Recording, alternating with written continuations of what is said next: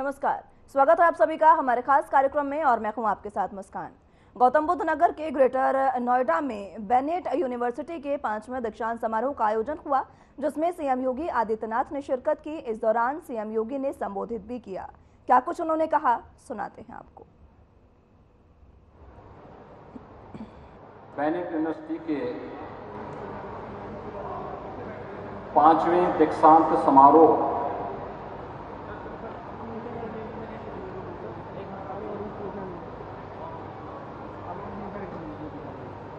में कुलाधिपति के रूप में उपस्थित बेनेट यूनिवर्सिटी के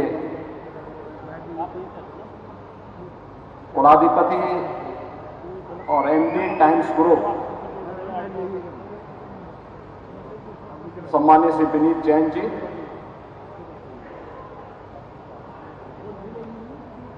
उत्तर प्रदेश सरकार में मेरे सहयोगी मंत्री, उच्च शिक्षा, विज्ञान और प्रौद्योगिकी, इलेक्ट्रॉनिक्स एवं सूचना विभाग से जुड़े हुए मंत्री श्री योगेंद्र उपाध्याय जी, प्रदेश सरकार में राज्य मंत्री के रूप में अपनी सेवाएं प्रदान कर रहे हैं श्री ब्रजेश सिंह जी,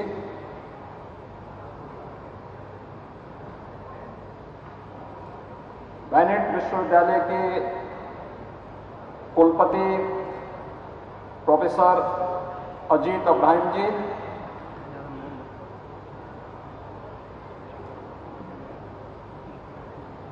जिरोधा के सह संस्थापक श्री निखिल कामत जी, बेनेट यूनिवर्सिटी के सभी फैकल्टी मेंबर्स,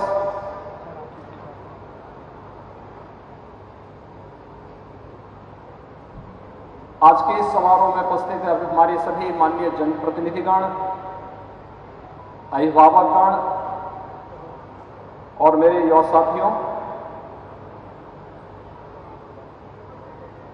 5वें दीक्षांत समारोह के अवसर पर बेनेट यूनिवर्सिटी परिवार को मैं हृदय से बधाई देता हूं। जिन छात्रों को आज उनकी डिग्री अवार्ड की गई है, उनके प्रति हृदय से बधाई देते हुए अपनी शुभकामनाएं भी देता हूं।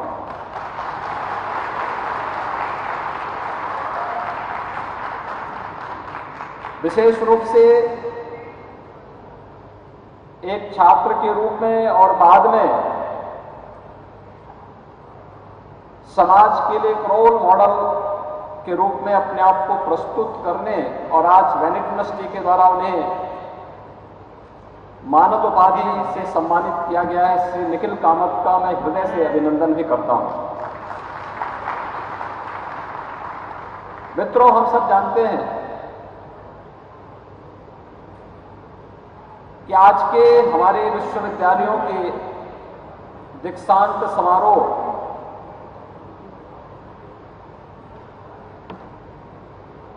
जिन्हें हम कॉन्वोकेशन कहते हैं, ये प्राचीन भारत के विश्वविद्यालय या गुरुकुलों के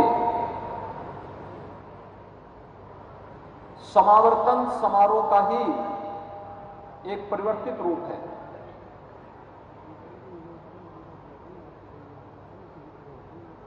विश्वविद्यालय के कुलाधिपति जब अपना मार्गदर्शन यहां पे प्रस्तुत कर रहे थे तो उन्होंने भारत की प्राचीन परंपरा के साथ साथ भारत को विश्व गुरु के रूप में स्थापित करने की बात कही। और ऐसा नहीं कि भारत विश्व गुरु के रूप में न रहा हो। प्राचीन काल के वे विश्वविद्यालय, चाहे नालंदा का विश्वविद्यालय रहा हो, तक्षशिला का विश्वविद्यालय रहा हो, विक्रमशिला के विश्वविद्यालय रहे हो, उत्तर में काशी, दक्षिण में कांची, मध्य में अवंतिकापुरी, पूरब में अगर हम देखें तो नवद्वीप जैसे अनेक ऐसे प्राचीन विश्वविद्यालय या शिक्षा के केंद्र थे जो न केवल अपने बेहतर भारत की बल्कि दुनिया के स्नातकों को न केवल शिक्षा और ज्ञानार्जन के बल्कि उस कालखंड की दृश्य हम देखें और आज के परिप्रेक्ष्य में हम सोचें तो इनोवेशन, रिसर्च एंड डेवलपमेंट के सबसे बेहतरीन केंद्र माने जाते थे। और उस समय के समावर्तन समारोह का जो मुख्य मंत्र होता था वह होता था जिसे हमारा तैत्तिरीय उपनिषद ने इन शब्दों में व्यक्त किया है, जिसका मैं यहां पे अभी आपके सामने जिसे मैं यहां पे प्रस्तुत करूंगा और आपकी फिर उन पंक्तियों के बारे में जब आप एक बार मनन करेंगे तो आपको एहसास होगा कि किस गौरवशाली विरासत के आप हिस्से रहे हैं। तैत्तिरीय उपनिषद इसके बारे में कहता है जो अपनी डिग्री प्राप्त करने के पहले भारत के हर उस स्नातक से अपेक्षा की जाती थी कि उसे किस प्रकार का अपना आचरण बनाना है। तो यह अपेक्षा होती थी सत्यम वद, धर्मम चर, स्वाध्यायान्नाम प्रमद, सत्यान प्रमितव्यम, धर्मान प्रमितव्यम, कुशलान प्रमितव्यम, भूत्वे न प्रमितव्यम, स्वाध्यायानाम प्रवचनाभ्याम न प्रमितव्यम, देवपितृकार्याभ्याम न प्रमितव्यम, मातृ देवो भव, पितृ देवो भव, आचार्य देवो भव, अतिथि देवो भव, यान वंधानि कर्माणि तानि सेवितव्यानि। यानी सत्य बोलना, धर्म का आचरण करना, स्वाध्याय में प्रमाद न करना यानी कोई आलस्य न करना, सत्य से न हटना, सत्य के मार्ग से न हटना,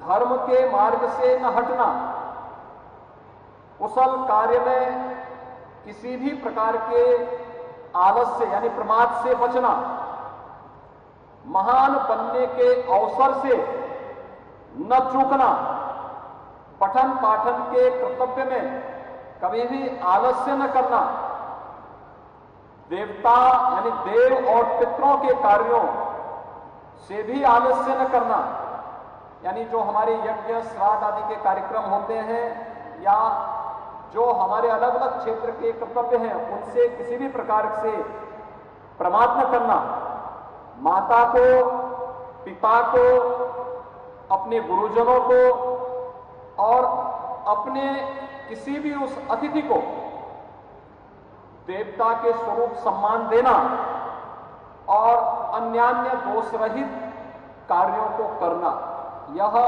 हर डिग्री प्राप्त करने वाले हर स्नातक से एक अपेक्षा भारत की ऋषि परंपरा यानी भारत की परंपरा यह अपेक्षा रखती थी। और जब इस प्रकार के स्नातक हम देते थे तो भारत दुनिया की एक बड़ी ताकत के रूप में, विश्व गुरु के रूप में स्थापित था।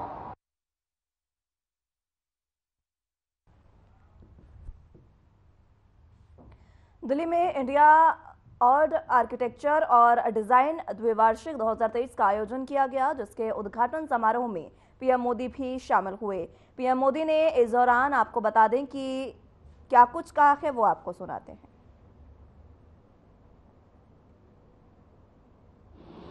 श्री जी किशन रेड्डी जी,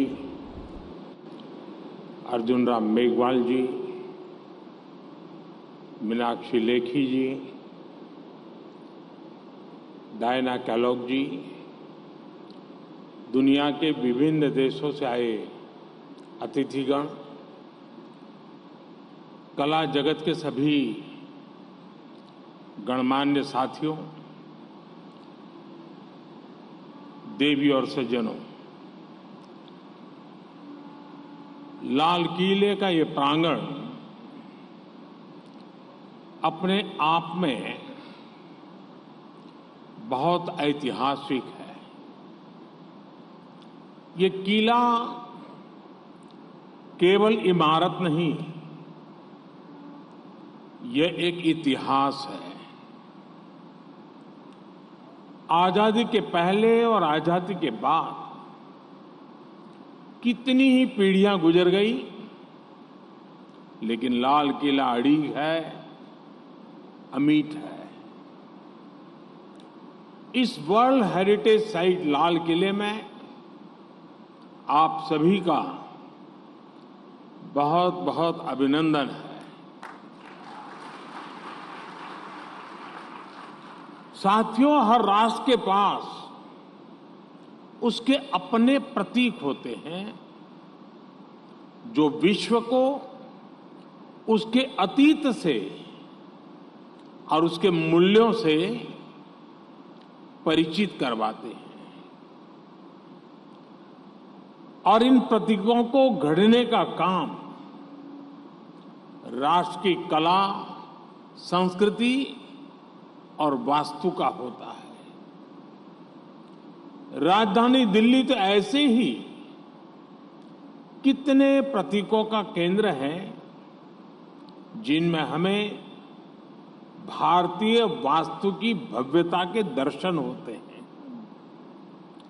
इसलिए दिल्ली में आयोजित हो रहे India art, architecture and design Biennale कई आयोजन कई मायनों में खास है। मैं अभी यहां बनाए गए पैवेलियंस देख रहा था और मैं आपकी क्षमा भी मांगता हूं कि मैं लेट भी इसी के कारण आया कि वहां एक से बढ़कर ऐसे देखने योग्य, समझने योग्य चीजें हैं कि मुझे आने में विलंब हो गया और फिर भी मैं 2-3 स्थान तो छोड़ने पड़े मुझे।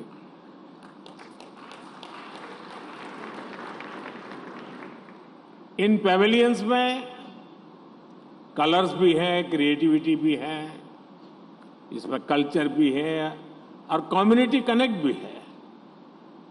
मैं इस सफल शुरुआत के लिए संस्कृति मंत्रालय, उसके सभी अधिकारी, इसमें प्रतिभाग कर रहे सभी देशों को और आप सभी को बधाई देता हूं।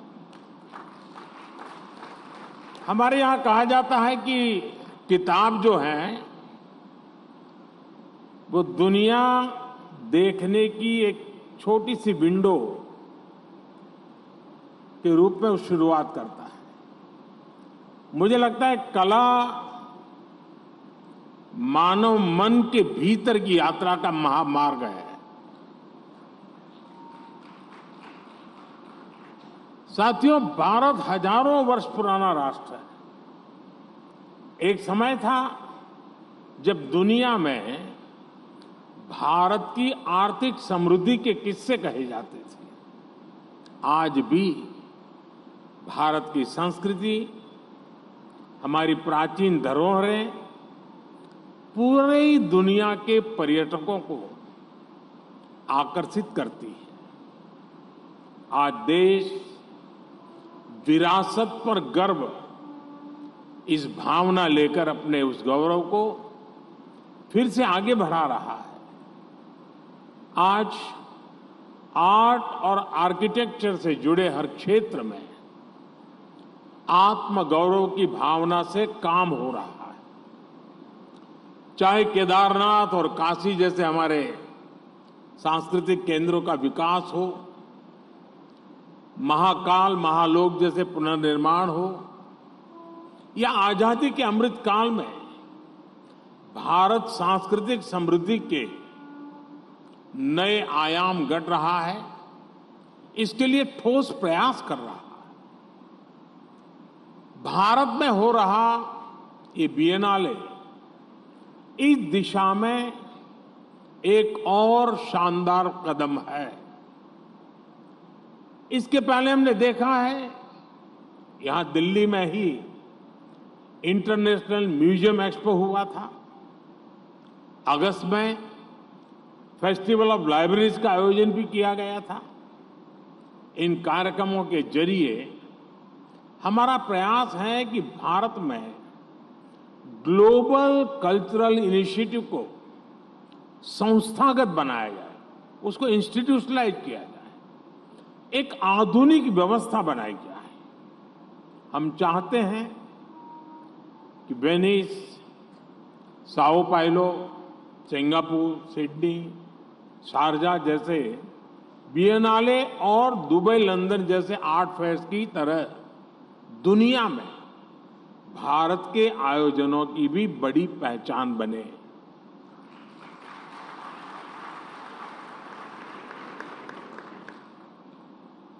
और इसकी जरूरत इसलिए भी होती है कि आज मानव जीवन पर टेक्नोलॉजी का प्रभाव इतना बढ़ता गया है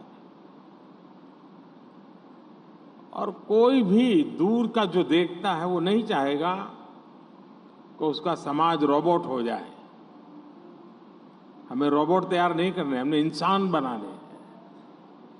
और उसके लिए संवेदनाएं चाहिए, उर्मी चाहिए, सद्भावना चाहिए, उमंग चाहिए, उत्साह चाहिए, आशा निराशा के बीच जीने के तरीके चाहिए। ये सारी चीजें कला और संस्कृति के माध्यम से पैदा होती है।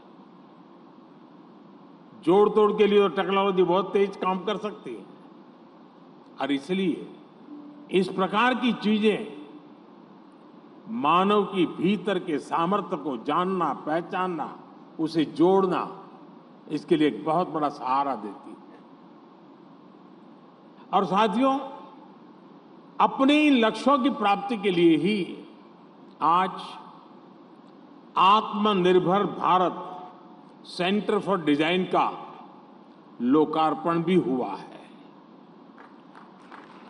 ये सेंटर भारत की यूनिक और रेयर क्राफ्ट्स को, दुर्लभ कलाओं को आगे बढ़ाने के लिए मंच देगा। ये कारीगरों और डिजाइनर्स को साथ लाने, मार्केट से इसे उन्हें इनोवेशन करने में मदद करेगा। केंद्रीय गृह मंत्री अमित शाह ने दिल्ली में अखिल भारतीय विद्यार्थी परिषद के 69वें राष्ट्रीय अधिवेशन का उद्घाटन किया। इस मौके पर शाह ने संबोधित करते हुए क्या कुछ कहा, वो आपको सुनाते हैं। बोलिए भारत माता की। क्यों भाई, आवाज को क्या हो गया है? विद्यार्थी परिषद का अधिवेशन है, ऐसी आवाज नहीं चलेगी। मेरे साथ दोनों हाथ उठाइए। सभी संकल्पों के सिद्ध करने के संकल्प की मुट्ठी बीजिए और प्रचंड आवाज से बोलिए भारत माता की, भारत माता की, भारत माता की। मंच पर उपस्थित विद्यार्थी परिषद के राष्ट्रीय अध्यक्ष महोदय, जिनका जोशपूर्ण भाषण अभी हमने सुना, विद्यार्थी परिषद के राष्ट्रीय महासचिव याज्ञवल्क्य शुक्ला जी, स्वागत समिति के अध्यक्ष श्री निर्मल जी, राष्ट्रीय मंत्री सुश्री अंकिता पवार जी, अभिषेक टंडन जी,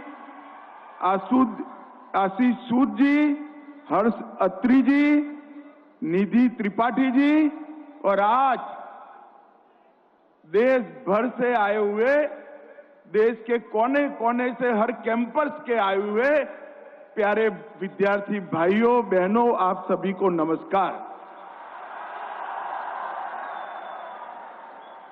वैसे तो मैं यहां आया था तो सरकार के अफसरों का दायित्व होता है कि मुझे कुछ लिख कर दें जिससे बोलने में मेरी गलती न हो जाए। मगर मैं जैसे ही मंच पर चढ़ा,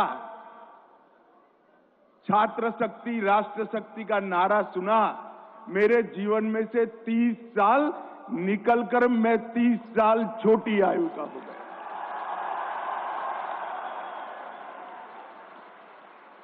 मुझे मालूम है मैं विश्व के सबसे बड़े छात्र संगठन के खुले अधिवेशन में बोल रहा हूं। मुझे मालूम है मैं विश्व के एकमात्र छात्र संगठन जो शिक्षा जगत की खामियां और दूषणों को दूर करने के लिए संघर्ष तो कर ही रहा है, साथ में चरित्र निर्माण का यज्ञ भी चला रहा है, वो विद्यार्थी परिषद के सामने बोल रहा हूं। मित्रों, आज मैं आप सबके सामने राष्ट्रीय अधिवेशन में मुख्य अतिथि के रूप में उपस्थित होकर कितना गौरव महसूस करता हूं, मैं आपको समझा नहीं पाऊंगा। इसका अनुभव वही व्यक्ति कर सकता है जिसकी शुरुआत राजकोट अधिवेशन में पंडाल के अंत में बैठकर हुई हो और आज मुख्य अतिथि बनकर यहां खड़ा हो।